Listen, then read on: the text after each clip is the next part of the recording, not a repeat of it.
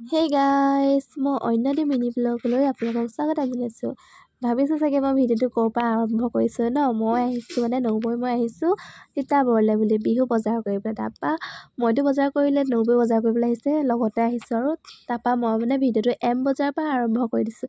আমাৰ তিতাবৰ এম বজাৰখন দেখাই দিছোঁ আপোনালোকক, আৰু সকলো ধৰণৰ বস্তু পায় দেই।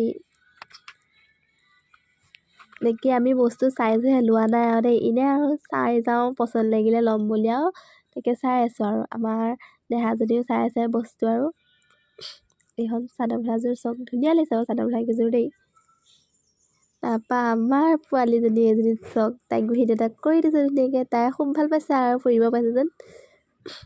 লেহেংগাযোৰ বুলি ভিডিঅ' এটাকে বনাই থওঁচোন, ধুনীয়া লাগিছে লেহেংগাযোৰ। এনেকুৱা লেহেংগাযোৰ মোৰ আছে বাৰু দেই।